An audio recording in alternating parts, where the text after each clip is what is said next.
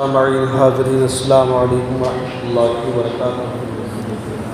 درود پاک میں اللہم صلی علی سیدنا مولانا محمد بارک وسلم صلی علیہ صلاۃ و سلام علیک یا رسول اللہ صلی اللہ تعالی علیہ وسلم۔ حضرات محترم، نماز کا تیسرا فرض قرأت کے حوالے سے گفتگو چل رہی تھی۔ مسئلہ یہ ہے کہ فرض نماز کی پہلی 2 رکعتوں میں الحمد کے ساتھ سورت ملانا واجب ہے۔ وتر، سنت اور نفل نماز کی ہر رکعت میں الحمد کے ساتھ سورت ملانا واجب ہے۔ اگر کوئی شخص سورہ فاتحہ کے بعد سورت ملانا بھول گیا یا سورہ فاتحہ پڑھنا بھول گیا اور بغیر سورہ فاتحہ اور سورت پڑھی تو سجدہ سہو کرنے سے نماز ہو جائے گی۔ کوئی شخص سورہ فاتحہ کے بعد سورت ملانا بھول گیا یا سورہ فاتحہ پڑھنا بھول گیا اور بغیر سورہ فاتحہ کے سورت پڑھی، فاتحہ کے بغیر سورت پڑھی تو سجدہ سہو کرنے سے نماز ہو جائے گی۔ الحمدللہ یعنی سورہ فاتحہ کو سورت سے پہلے پڑھنا واجب ہے۔ الحمد شریف صرف ایک ہی مرتبہ پڑھنا واجب ہے، زیادہ مرتبہ پڑھنا ترک واجب ہے۔ مسئلہ یہ ہے کہ الحمد اور سورت کے درمیان فصل یعنی وقفہ نہ ہو، یعنی الحمد کے بعد فوراً سورت کا پڑھنا اور دونوں کے درمیانی کسی اجنبی کا فاصل نہ ہونا واجب ہے۔ آمین سورہ فاتحہ کے تابع ہے اور بسم اللہ سورت کے تابع ہونے کی وجہ سے فاصل نہیں، یعنی سورہ فاتحہ اور سورت کے درمیان وقفہ نہیں ہونا چاہیے، کوئی فصل نہیں ہونی چاہیے۔ الحمد کے بعد فوراً سورت کا پڑھنا اور دونوں کے درمیان کسی اجنبی کا فاصل نہ ہونا واجب ہے۔ آمین کیونکہ سورہ فاتحہ کے تابع ہے اور اس کا جو بسم اللہ پڑھتے ہیں وہ سورت کے تابع ہے، اس کی وجہ سے یہ دونوں پڑھنے سے فصل نہیں۔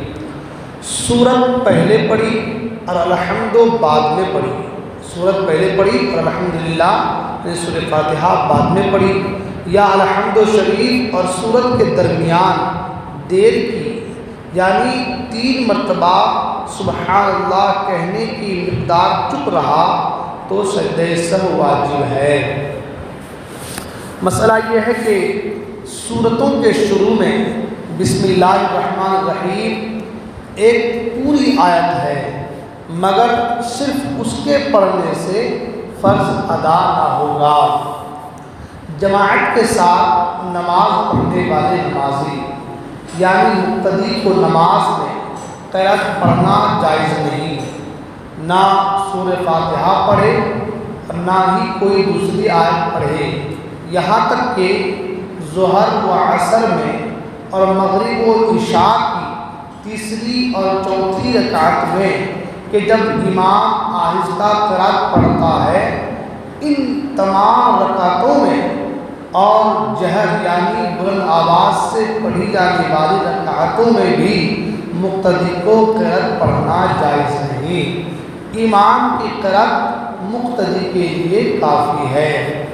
تو کہنے کا مطلب یہ ہے کہ ظہر، عصر اور مغرب و عشاء کی تیسری اور چوتھی رکعت میں جب امام آہستہ قرأت پڑھتا ہے تو اس وقت بھی مقتدی کے لیے یہ ہے کہ وہ خاموش رہے، یعنی امام کی قرأت مقتدی کے لیے کافی ہے۔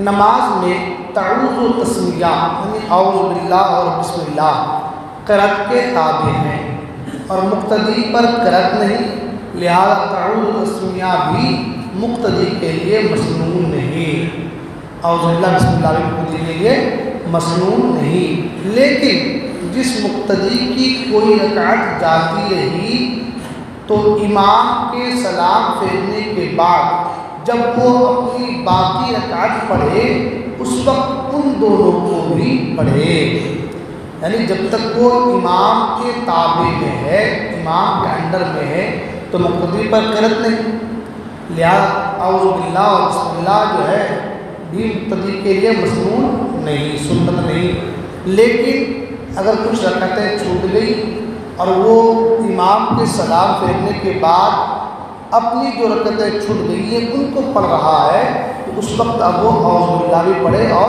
بسم اللہ بھی پڑھے۔ امام نے جہری نماز میں، جس نماز میں زور سے بلند آواز سے قرأت کی جاتی ہے، اس نماز میں قرأت شروع کر دی ہو تو مقتدی ثنا نہ پڑھے بلکہ خاموش رہ کر قرأت سنے، کیونکہ قرأت کا سننا فرض ہے۔ ٹھیک ہے، بہت سے لوگ ایسا ہوتا ہے کہ امام صاحب قرأت چل رہی ہے، اب وہ آ کر کے نیت باندھ رہے ہیں تو نیت باندھنے کا وہ جو ہے ثنا بھی پڑھ رہے ہیں زور زور سے، جیسے کہ اپنے انداز میں ثنا بھی پڑھ رہے ہیں اور اللہ بھی زور سے پڑھ رہے ہیں۔ تو کہنے کا مطلب یہ ہے کہ امام جب قرأت بلند آواز سے کرے تو قرأت کا سننا فرض ہے، لہذا اب آپ کو جو ہے ثنا پڑھنے کی ضرورت نہیں ہے۔ جب اگر آپ کی نمازیں درگت چھوٹ گئی ہیں اور اس وقت آپ اپنی نمازیں پڑھیں گے تو اس وقت آپ ثنا پڑھیں گے۔ امام کے پیچھے مقتدی کو قرأت پڑھنا سخت منع ہے، احادیث کریمہ میں اس کے تعلق سے سخت ممانعت اور وعید وارد ہیں۔ ترمذی، حاکم و مسلم نے حضرت جابر رضی اللہ عنہ سے روایت کیا، حضور اکرم صلی اللہ علیہ وسلم ارشاد فرماتے ہیں جو شخص امام کے پیچھے ہو تو امام قرأت اس کی قرأت ہے۔ اس طریقے سے حضرت سعد بن ابی وقاص رضی اللہ عنہ نے فرمایا کہ میں دوست رکھتا ہوں کہ جو امام کے پیچھے قرأت کرے اس کے منہ میں انگارہ ہو۔ تو اس سے پتہ یہ چلا کہ بھئی جب امام قرأت کرے تو خاموشی کے ساتھ سننا یہ ہمارے اوپر واجب ہے، ہمارے ضروری ہے۔ تو ہم جب امام قرأت کریں تو خاموش کر قرأت کریں سنیں گے، نہ کہ ہم بھی جو ہے قرأت کرنے کی کوشش کریں گے۔ پتہ چلا امام پڑھ رہا ہے کچھ اور، مقتدی پڑھ رہا ہے کچھ اور، تو ایسے وقت میں ہمارا اور آپ کا کام شریعت نے ہمیں کہا کہ آپ خاموشی کے ساتھ امام کی قرأت سنو، امام کی قرأت ہی مقتدی کے لیے کافی ہے۔ انشاءاللہ آج مسائل سے بیان کیے جائیں گے۔ اللہ تعالیٰ کی بارگاہ میں دعا ہے کہ اللہ تعالیٰ ہم تمام کو عمل